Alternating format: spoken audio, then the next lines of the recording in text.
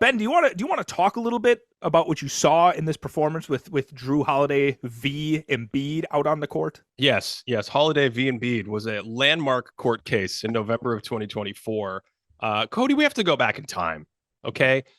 Jrue Holiday is now defending centers for the Celtics. I don't know what's going on, but the game before they played the Timberwolves, and we're going to talk about the Timberwolves. We're going to get to them, but they played the Timberwolves and they have Jrue Holiday guarding Karl-Anthony Towns. Now, Karl-Anthony Towns a lot of times technically plays the four because he's sharing the court with Rudy Gobert in this big experiment that they have in Minnesota. But you understand the point. They basically said, Jrue, we want you to go guard Cat. And I think the theory behind this is that he's really quick and he can extend to the perimeter, so he takes away that advantage. But he's also Jrue Holiday, captain of the leg team, so he doesn't get bullied in the post. And Cody, did you see any of this game? Yeah, I watched the second half of that Celtics Timberwolves game, and I do think the theory with Cat especially is because my whole thing with Cat is like, yeah, he's a great 3-point shooter as a big man, but offensively, the thing that really separates him in my mind is his ability to attack off the bounce, right? And I think like he draws in defenders with that shot because like you really do have to cover it because he can fire it from 5 feet behind the line pretty easily. But then if he gets a step on you, he's really good at turning the corner and finishing. And I think the theory with Jrue Holiday is Cat with his speed is usually able to blow by big guys, but he's not going to blow by Jrue Holiday. And Cat's a pretty strong dude, but like the center of gravity for Jrue makes it so that like you're either going to throw him down, get an offensive foul, which is definitely something that happened. I think there was one point where they thought he was going to the free throw line. It turned out to be an offensive foul. And so like maybe you give up something with him closing out on the 3-point shot because he's not tall enough to get up to Towns' 6'10", 6'11" 3-point release. But in terms of the driving game, I think that's the key here is he can kind of stifle these big men that are more face-up heavy in terms of the way they attack the basket. That's exactly the word I was thinking of, face-up heavy. And there were actually multiple offensive fouls that he drew in that game, leading to Towns fouling out of the game because he was committing so many offensive fouls in addition to normal defensive fouls. And I want to read you his stat line because Jrue Holiday just put on a clinic. He did not get abused in the post. He stayed in front of the drives, as you said. He just made life really difficult for Karl-Anthony Towns. This is just crazy to say out loud. Jrue Holiday is my size. He is like 6'2", 6'3", barefoot. Cat has almost a foot on him. Here's the stat line. Karl-Anthony Towns the other night against Boston, 3 for 10 from the floor, did not attempt a free throw. 0 free throws. He had 7 points and 7 turnovers.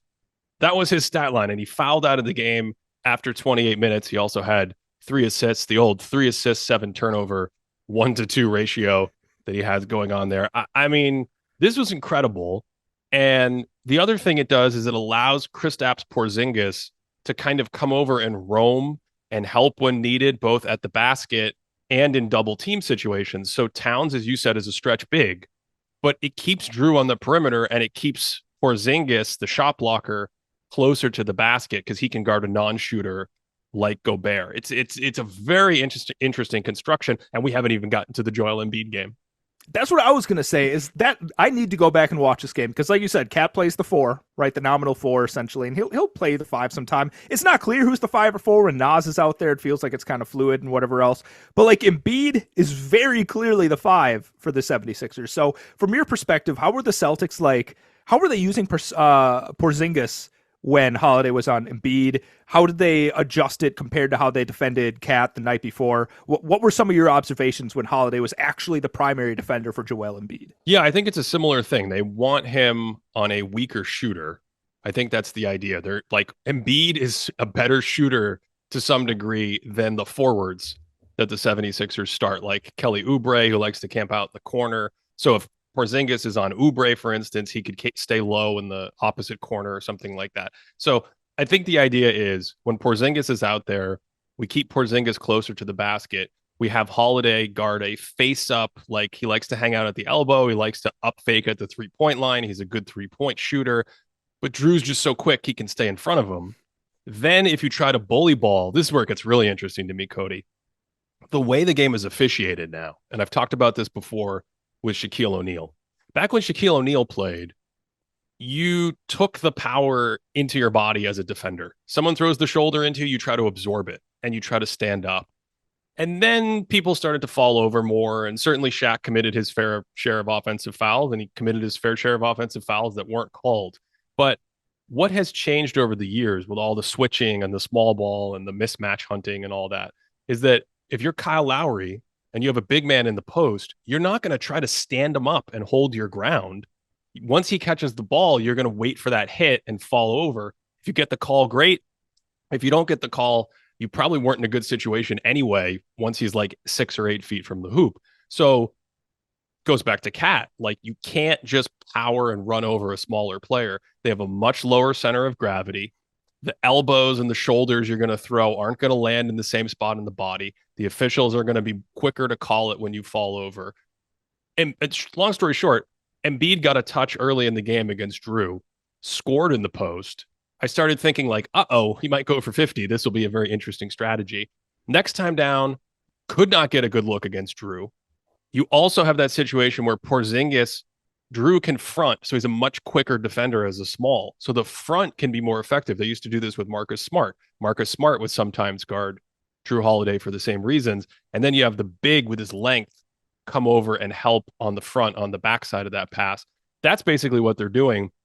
When Porzingis is off the court, it changes things a little bit. For instance, Al Horford, when he would come in, would be the primary defender, and then they just go stick Jrue Holiday on Tyrese Maxey or whoever needs to be guarded. Jrue Holiday makes no sense, Cody. He's like guarding an MVP center, and then he's like, let me go guard an all-star all in the same game. I mean, hey, you want me to guard Karl-Anthony Towns? I'll do that. You want me to guard Anthony Edwards? I'll do that. It doesn't matter because I'm Jrue Holiday. And I think, okay, maybe I'm looking at Jrue through two like rose-colored glasses. I think everyone knows at this point I'm a huge Jrue Holiday fan. Are you? Do people know that?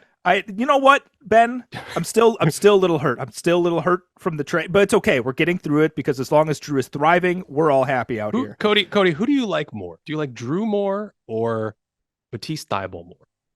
Oh, but just Jrue Holiday, Ben. Jrue Holiday is like Matisse. I appreciate like watching defensively, but Jrue does so many more like really fun in between things, especially on offense, that I think aren't appreciated. So like, there's that aspect, and then there's the 2-time teammate of the year thing, Ben. Like, you can't discount the vibes that Jrue Holiday brings to a team. The thing about Jrue Holiday, and this is the rose-colored glasses comment, and you can correct me if you think I'm wrong, but when I picture like Marcus Smart being like backed down by Embiid. Like, Marcus Smart is the king of like, he gets a hit from like a big man and those hands are like up. He is flying backwards, right? I feel like Jrue really doesn't flop too much. He's not a guy that's going to like, I mean, obviously he's going to absorb contact, but he doesn't like throw himself out there. I actually found that frustrating sometimes offensively when he was on the Bucks, where I'm like, all right, let's flop a little bit more so you can get to the free throw line. But I think the nature of like the big man attacking somebody that size, it's not even the fact that the small guy can flop more. It's just that like when you're, I don't know, 80 pounds heavier, 100 pounds, like I don't want to exaggerate here. Let's say 80 pounds heavier. If you hit someone moving, it's going to send them flying. Like, they don't have to accentuate that contact. So I do think that that's a really key aspect of the way that Jrue's able to defend somebody like Embiid on those drives. Thanks for listening. You can find the full episode of this Thinking Basketball podcast on Apple Podcasts, Stitcher, Spotify, or wherever you enjoy podcasts.